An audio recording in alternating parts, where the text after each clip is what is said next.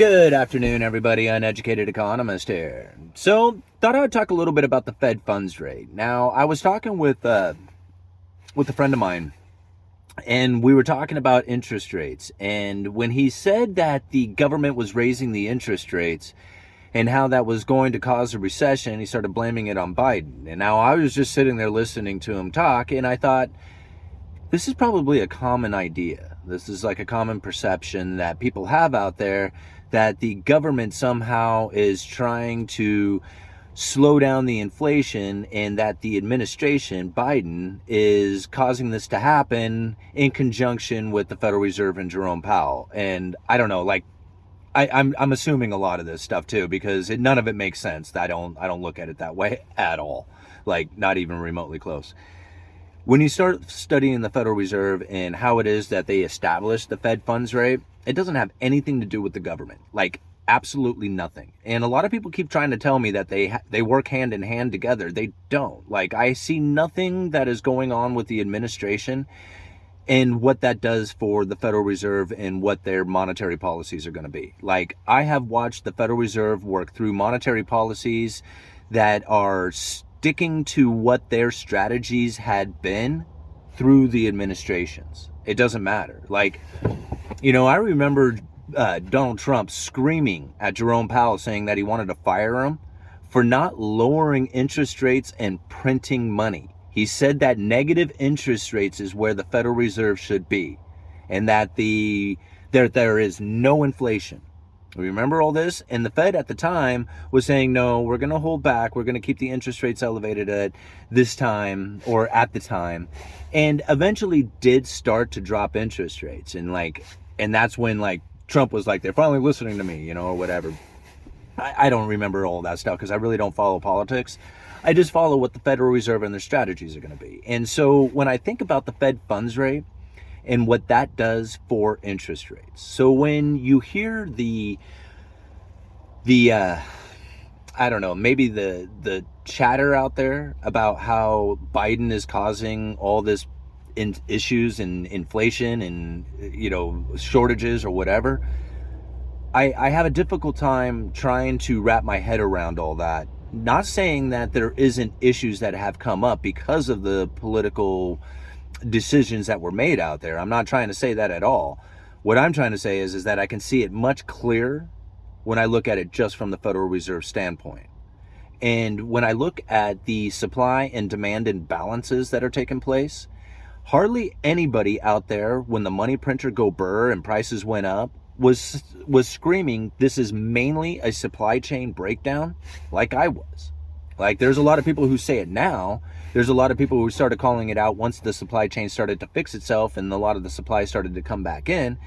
Then you started seeing the whole bullwhip effect come out in the news. But I had been calling that out way ahead of time because I was seeing it in lumber. And it wasn't even me who had called that out. I was just describing some of the things that I was seeing inside of the lumber industry.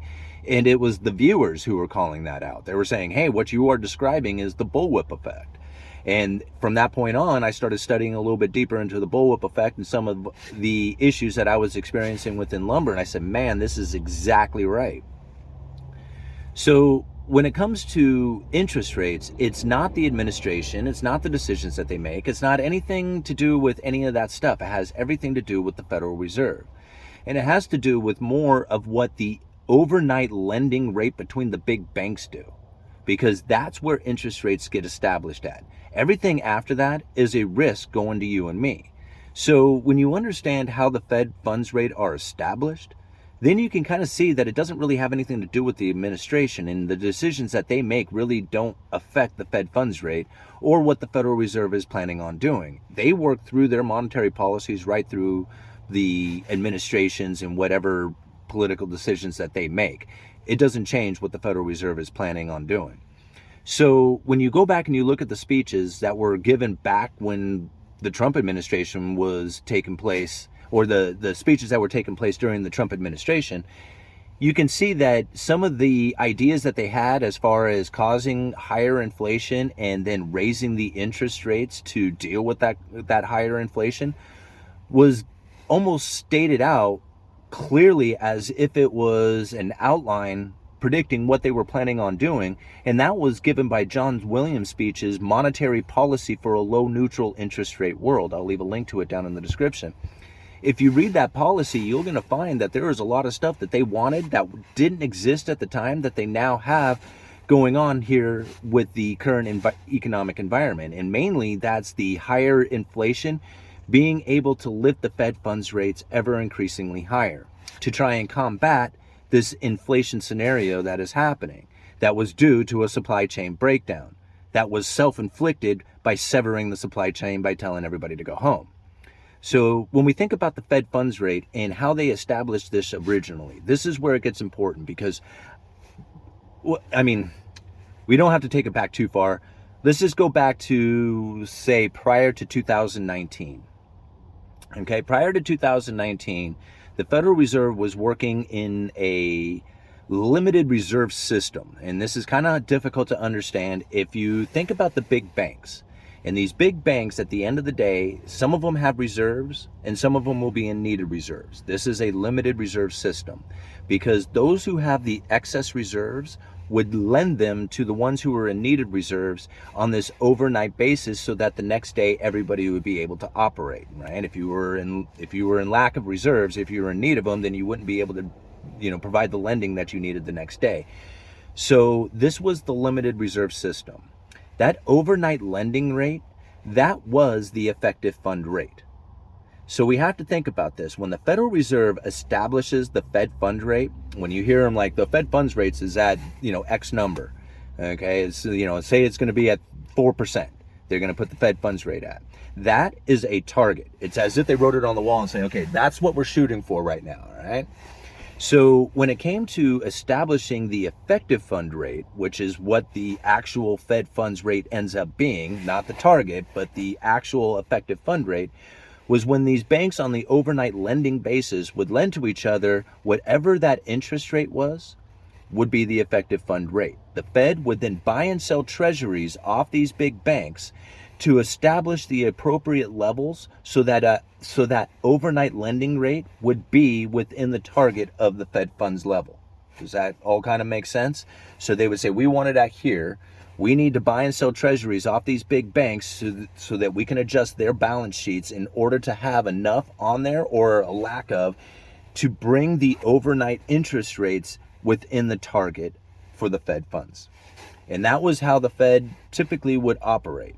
And so now these big banks who could either have cash or treasuries, a lot of them would hold treasury because, if you hold treasuries, then you actually have something that's just as good or just about as good as cash, and it pays a little bit of interest. So if you're just sitting on this cash anyway as a reserves, you might as well be holding treasuries. Now, not necessarily is treasuries cash, because there is times when you do need cash to facilitate the trade and not just treasuries. So these treasuries aren't exactly cash. So there is times in the banking system where you do need cash and treasuries won't work. And that's where a very big problem started to take place after September of 2019. Because this is important to understand.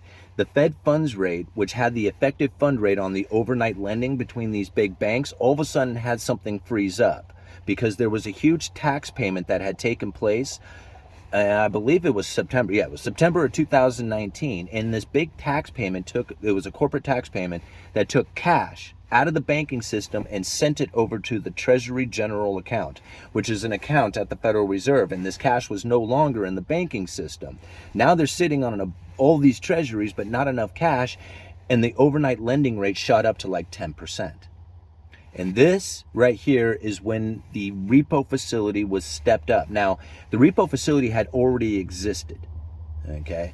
But this repo facility was not something that was supposed to be a permanent tool. It was just like a temporary pressure relief. So they opened up this repo facility, said, no problem, you got all these treasuries. We're going to take the treasuries, hand you some cash. We'll flip this over the next day, and we'll do this every single day. This was the overnight lending, or this is where the Fed funds rate had then been moving from that overnight lending over to the repo facility. Okay, so this is what ended up happening, is that the Fed, after that, started going into what they called an abundant reserve system. So instead of having all these like treasuries limited at the big banks, what they did is they removed the reserve requirements from the big banks, and they allowed them to be in an over like abundance of treasuries because they went into this quantitative easing programs. I'm kind of really speeding through a lot of this. But ultimately, as the economy needed to have like this quantitative easing program, the Federal Reserve knew that the overnight lending rate between the big banks wasn't going to work for establishing the Fed funds rate, so they had to take control of that themselves. And what they ended up doing is when they took away the limited reserve system into just a zero reserve requirement or whatever, an abundant reserve system is what was established by the Fed. All this quantitative easing and loading up the big bank's balance sheet, they needed a way to establish that Fed funds rate. And so what they did is they have the big banks have an account called the interest on excess reserves. So instead of lending the excess reserves to each other on an overnight basis, they would then send it over to the Federal Reserve, where it would be at this account of interest on excess reserves. And if they had to swap those treasuries or cash for treasuries, they had the repo facility that was established. Now, originally it was because they ran out of cash, but then when there's too much cash in the system, they can also do it the exact opposite and take the cash and hand out treasuries so that they actually have a place to park their cash, like the money market accounts now have with the repo facility and a lot of other banks. So once they had the repo facility established after September of 2019, and this interest on excess reserves at the Fed funds to establish the Fed funds rate, they have this little channel that they can create and maintain that Fed funds rate at. Does all that make sense? Man, I hope I explained that clearly. It's really complicated, but if you understand how that works, then you could kind of see that it doesn't really matter what the administration is up to. It really has more to do with the appropriate amount of level of like treasuries, banks' balance sheet, where it is that they can park that money, how they can get an interest rate from that money, and where it is that the appropriate level of the Fed's balance sheet should be in order to create this a level of abundance or lack of abundance within the system to create the appropriate Fed funds level. Uneducated economist, you guys let me know.